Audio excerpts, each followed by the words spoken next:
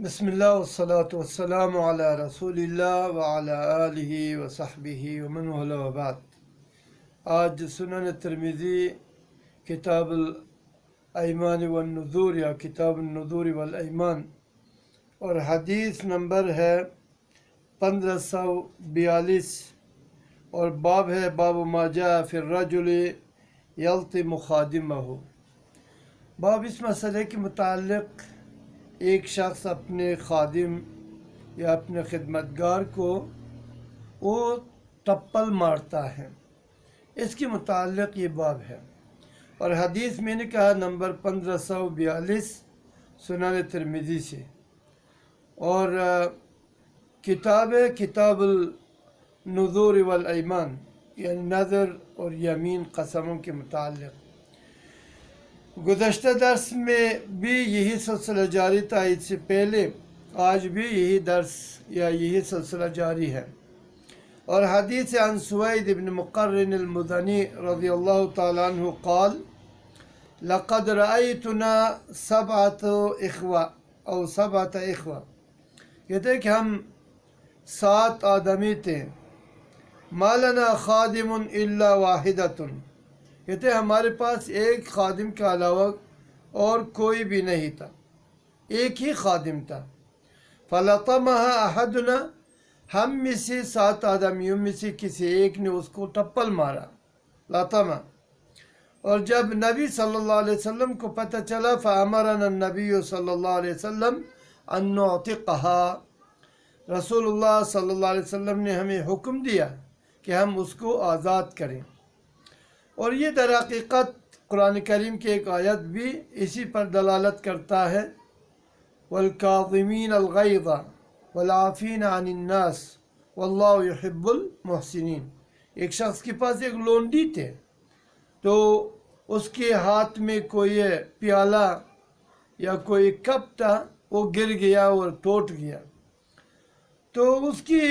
مولا یا اس کے مالک بہت غصہ کیا۔ تو اس لونڈی بہت سمجھدار تھے اور قرآن کریم کے بارے میں وہ مہارت رکھتے تھے، اور تو اس نے کہا کہ والکاظمین الغیظ، کہا کہ وہ اپنے غیظ، اپنے غضب کو نگلنے والے لوگ۔ تو اس نے کہا کہ اس کی مولا نے کہا کہ کظمت غیظی، میں نے اپنے غصہ کو نگل دیا، یعنی غصہ ختم کیا۔ کہا کہ والعافین عن الناس، کہا کہ یہ عفو کرنے والے لوگوں سے، تو اس نے کہا کہ میں نے تمہیں عفو بھی کیا۔ کہا کہ واللہ یحب المحسنین، اللہ سبحانہ وتعالیٰ محسنوں سے محبت کرتا ہے۔ تو اس نے کہا کہ اعتقتک فی سبیل اللہ، میں نے تمہیں اللہ کے لیے، اللہ کی خاطر، اللہ کے واسطے تمہیں آزاد کر دیا، اور وہ غلام آزاد ہو گیا۔ نبی صلی اللہ علیہ وسلم یہاں اس خادم کی ایک ٹپل کے عوض میں حکم دیا کہ امرنا رسول اللہ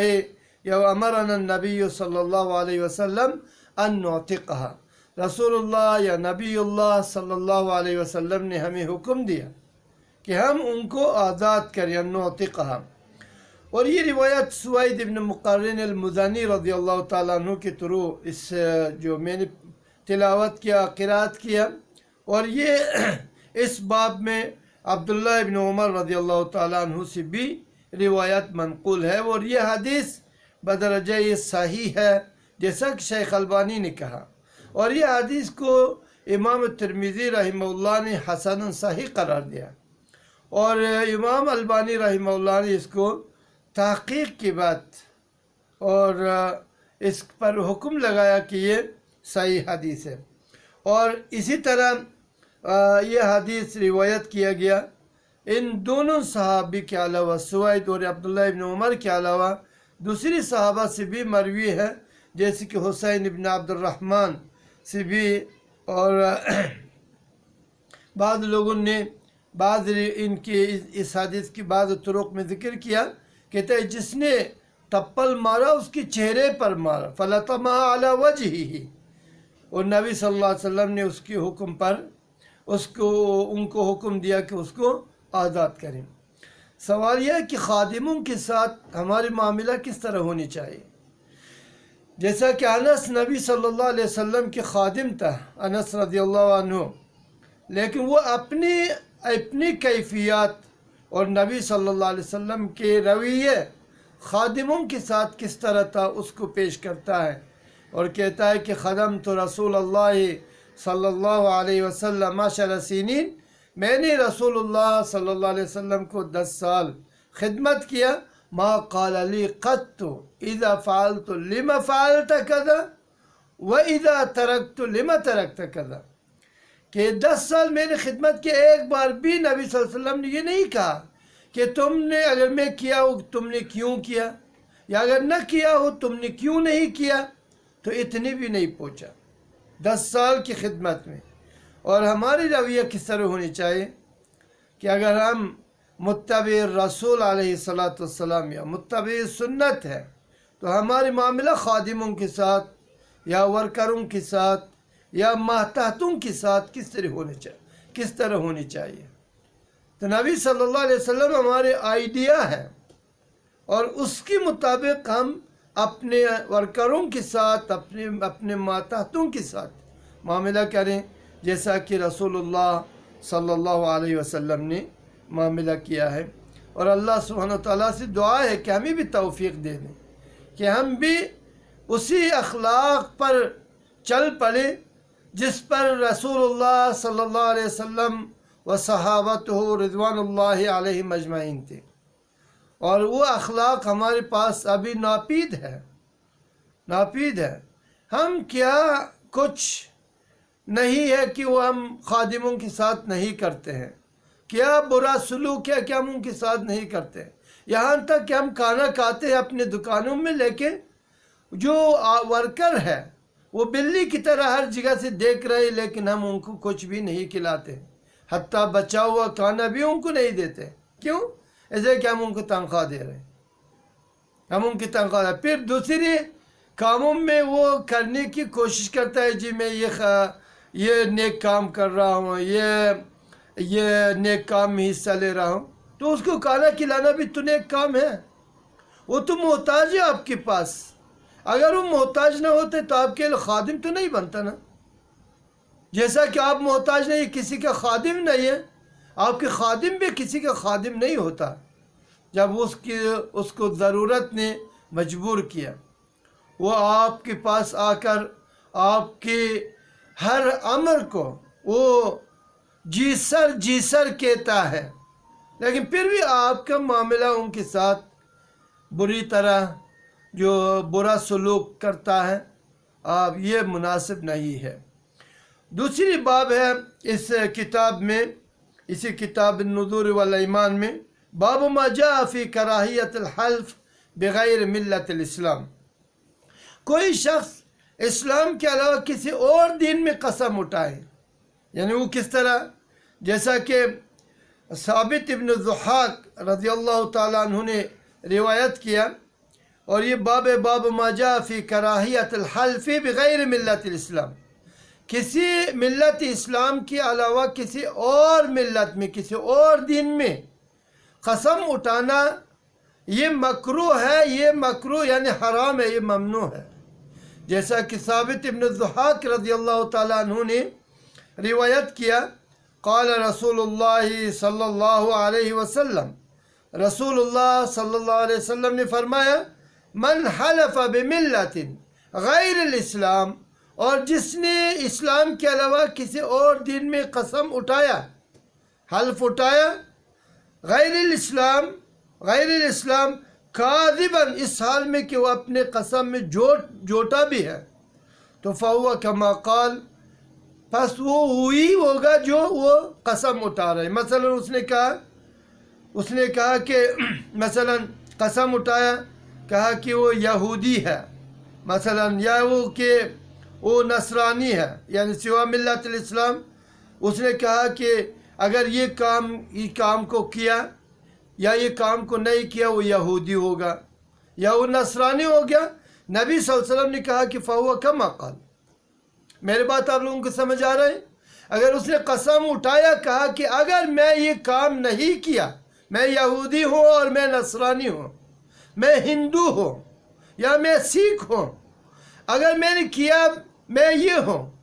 تو پھر نبی صلی اللہ علیہ وسلم نے کہا وہ وہی ہے جس طرح وہ اٹھا رہا ہے، یعنی وہ یہودی پر قسم اٹھایا تو یہودی ہے، نصرانی کرسچن پر وہ کرسچن ہے، ہندوس پر تو ہندو ہے، اور سکھ پر وہ سکھ ہے۔ جس دین پر وہ قسم اٹھا رہے کہ میں اگر یہ نہ کروں میں یہ ہو، تو وہ وہی ہے، وہ یہودی ہے، وہ نصرانی ہے، اور وہ سکھ یا ہندو ہے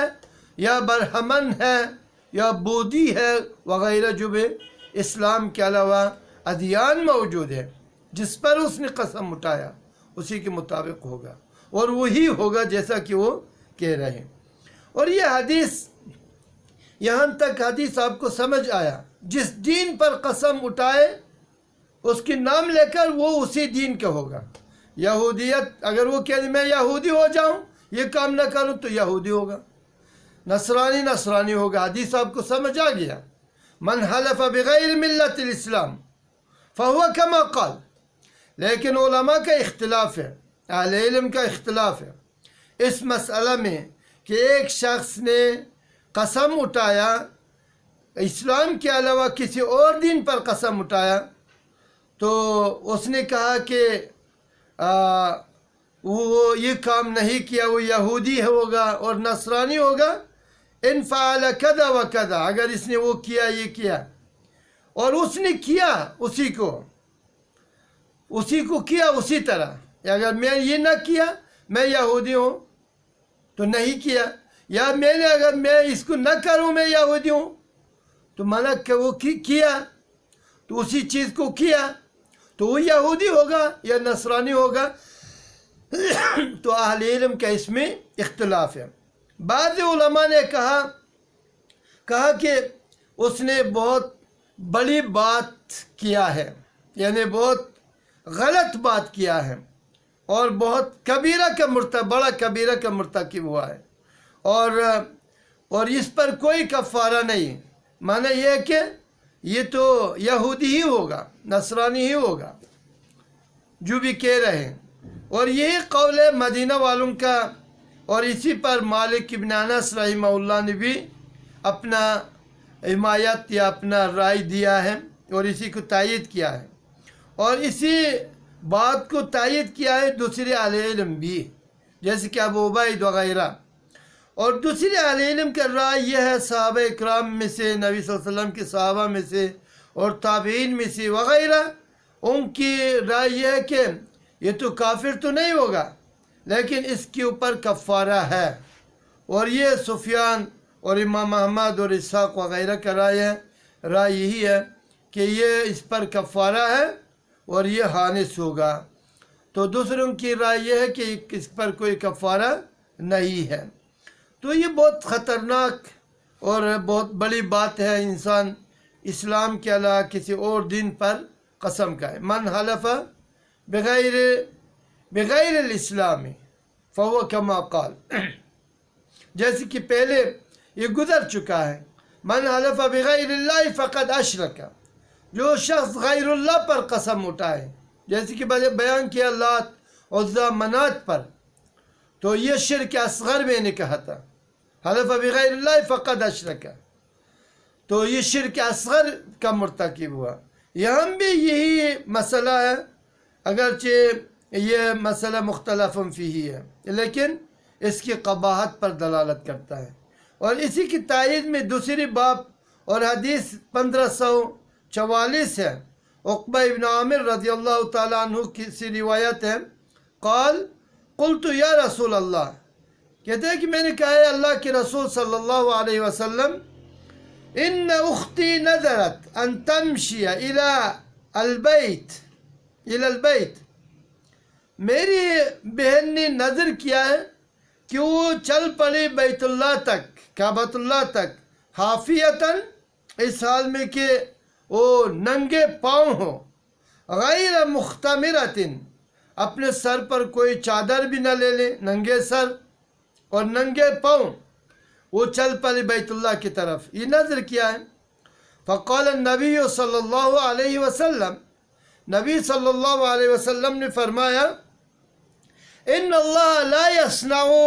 بشقاء اختک شیئا، اللہ سبحانہ وتعالیٰ آپ کے بہن کے تکلیف کے ساتھ کچھ بھی نہیں کرتا ہے، یعنی اس کی تکلیف کی بدلہ میں کچھ بھی نہیں دیتا ہے۔ اگر وہ سوار ہو کر چلے وہاں تک جا کر وہ اپنے نظر پورا کرے، پیدل چل کر نہیں ہے، جا کر عمرہ کرے، حج کرے، اس کو ثواب ملے گا وہ حج اور عمرہ کا اور جو عبادت کر رہا ہے۔ لیکن اگر وہ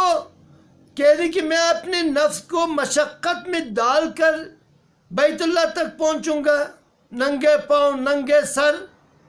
دھوپ میں، تو مجھے اور مزید ثواب ہو جائے۔ ان اللہ لا یصنع، اللہ سبحانہ تعالیٰ لا یصنع بشقاء اختک شیئا، آپ کے بہن کے اس تکلیف کے بدلہ میں اس کو کچھ بھی نہیں دیتا ہے، اور یہ تکلیف کی اللہ سبحانہ تعالیٰ کی کوئی ضرورت بھی نہیں ہے یہ کریں، بلکہ نبی صلی اللہ علیہ وسلم نے کہا فلترکب، بس چاہیے کہ وہ سوار ہو جائے، ولتختمر، اور اپنے سر کو ڈھانپ لے، ولتصم، اور روزہ رکھ کے، یہ تو اپنے قسم توڑ دیا تو کیا کر اس کا کفارہ کیا ہے، ولتصم ثلاثۃ ایام، اور یہ روزہ رکھ کے 3 دن کا، روزہ رکھ کے 3 دن کا۔ اس باب میں اس عقبہ ابن عامر رضی اللہ تعالیٰ عنہ کے علاوہ اور بھی صحابی جیسے کہ عبداللہ ابن عباس رضی اللہ تعالیٰ عنہما سے بھی روایت موجود ہے، اور اس روایت کو، اس حدیث کو امام ترمذی رحمہ اللہ نے حسن قرار دیا ہے، لیکن یہ تحقیق کے بعد پتہ چلتا ہے کہ یہ حدیث حسن نہیں ہے، بلکہ یہ حدیث ضعیف ہے، جیسا کہ شیخ البانی رحمہ اللہ نے کہا، اور اسی حدیث کی ضعیف کے تقاضے پر عمل کیا بعض اہل علم نے، اور انہوں نے کہا کہ اور جو غلط قسم اٹھاتا ہے یا اپنے نفس کو تکلیف میں ڈالنے کی کوشش کرتا ہے تاکہ اس کو زیادہ سے زیادہ ثواب مل جائے، اس کو کچھ نہیں ملے گا، اور یہ حدیث ضعیف ہے، جیسا کہ امام احمد بن حنبل اور اسحاق ابن راہوی بھی اس حدیث کے مطابق اپنا رائے دیا ہے۔ اور اس کی بعد ایک حدیث اور بھی ہے اسی کے متعلق، عن ابی ہریرہ رضی اللہ تعالی عنہ قال قال رسول اللہ صلی اللہ علیہ وسلم، ابو ہریرہ رضی اللہ تعالیٰ عنہ سے روایت ہے، رسول اللہ صلی اللہ علیہ وسلم نے فرمایا من حلف منکم، اور آپ میں سے کسی نے حلف اٹھایا، فقال فی حلفہ، اپنے قسم میں کہا، واللات، یعنی قسم ہے لات پر، والعزا، یا عزا پر، منات جو اب تو جانتے ہیں لات و عزا و منات، 3 مشہور بت اور 3 مشہور زیارت اس وقت تھا اسلام سے پہلے، اور نبی صلی اللہ علیہ وسلم آ کر مبعوث ہو کر ان بتوں کو توڑ دیا اور ان قبروں کو سنت کے مطابق کیا۔ آج لوگ دوبارہ احیاء القبور کی پیچھے چل رہے ہیں اور اس حدیث کو نظر انداز کرتا ہے۔ پتہ نہیں ان لوگوں کی عقل کہاں ہے۔ نبی صلی اللہ علیہ وسلم بت شکن بن کر آیا تھا، ان بتوں کو توڑ دیا، لات و عزا و منات حبل شہید کو توڑ دیا، ان کی قبر کو سنت کے مطابق 1 شبر 1 بالش کے برابر کیا، اور آج قبروں کے اوپر گنبد خضرا تعمیر کیا جا رہا ہے، قبروں کو پکا کیا جا رہا ہے اور قبروں کو بنایا جا رہا ہے، اور یہ دین کہاں سے آ گیا مجھے پتہ نہیں ہے، اور یہ عقل کہاں ہے ان لوگوں کا، اور یہ حدیث کو کس طرح اس حدیث کے ساتھ یہ عمل کرتا ہے، اور حدیث بھی صحیح ہے۔ ابو ہریرہ رضی اللہ تعالیٰ عنہ نے کہا کہ جس نے قسم کھایا اور اپنے قسم میں کہا کہ واللات والعزا، یعنی لات پر قسم، عزا پر قسم، حبول پر قسم، مزار پر قسم، داتا پر قسم، معین الدین چشتی پر قسم، فلان پر قسم، فلان پر قسم، جس پر قسم اٹھایا فَلْيَقُلْ لَا إِلَهَ إِلَّا اللَّهِ، پس چاہیے کہ لا الہ الا اللہ کہہ دی، اس لیے کہ دین سے وہ نکل چکا ہے، مرتد ہو چکا ہے۔ اسی وجہ سے نبی صلی اللہ علیہ وسلم نے فرمایا فَلْيَقُلْ لَا إِلَهَ إِلَّا اللَّهِ، پس چاہیے کہ لا الہ الا اللہ کہہ دے، کیوں؟ اس لیے کہ اس کلمے کے ساتھ یا اس بات کی وجہ سے وہ لا الہ الا اللہ کے حدود سے نکل چکا تھا. بس چاہے کو لا الہ الا اللہ کہہ دی تاکہ اس لا الہ الا اللہ کے حدود میں آ جائے. اس لیے کہ لا الہ الا اللہ وہ چابی ہے جو آپ ان کے ذریعہ سے اسلام میں داخل ہوتے ہیں، یا اس چابی کو گم کرنے کی وجہ سے اسلام کے دائرہ سے آپ نکلتے ہیں. نبی صلی اللہ علیہ وسلم نے کہا کہ فَلْيَقُلْ لَا إِلَهَ إِلَّا اللَّهِ، بس چاہیے کہ وہ لا الہ الا اللہ کہہ دیں. وَمَنْ قَالَ، اور جس شخص نے کہا کہ تعال قامرك، آ جاؤ ہم آپ سے جوا کھیلیں لیں گے، فَلْيَتَصَدَّقْ، بس چاہیے کہ وہ اس بات کی کفارے کے لیے صدقہ کریں. کوئی خاص صدقہ نہیں، عام صدقہ کریں، اس لیے کہ یہ اس بات کی وجہ سے اقدام علی ذنب، گناہ پر اس نے اقدام کیا ہے، اور اس گناہ کے اقدام پر جو کفارہ ہے فلیتصدق، پس چاہے کہ وہ صدقہ کریں. اور یہ حدیث امام ترمذی رحمہ اللہ کے نزدیک حسن صحیح ہے، اس میں کوئی شک نہیں. لیکن شیخ البانی رحمہ اللہ نے تحقیق کے بعد حکم لگایا کہ یہ صحیح ہے. اور یہ امام ترمذی رحمہ اللہ کی ایک عادت ہے اور ایک طریقہ یا رویہ ہے کہ ہر حدیث پر اس طرح حکم لگاتا ہے، یا حسن صحیح، صحیح غریب، حسن غریب، غریب وغیرہ. لیکن جو صحیح اور جس پر محققین کے اعتماد ہے، اور وہ ہے یہ حدیث بالکل صحیح حدیث ہے، اور اس کو صحیح قرار دیا جائے گا اور صحیح قرار دیا جاتا ہے. جیسے کہ شیخ البانی رحمہ اللہ نے کہا کہ یہ حدیث صحیح حدیث ہے. اور اس کی سند میں ابو المغیرہ، اور ابو المغیرہ وہ خولانی ہے، حمص کا رہنے والا، حمص مانا شام کا رہنے والا، اور اس کی نام ہے عبد القدوس ابن الحجاج. اور میں نے کہا کہ حدیث صحیح ہے. اس کے بعد ایک اور باب ہے، باب ما جاء فی قضاء النذر عن المیت. اور اس باب کو باب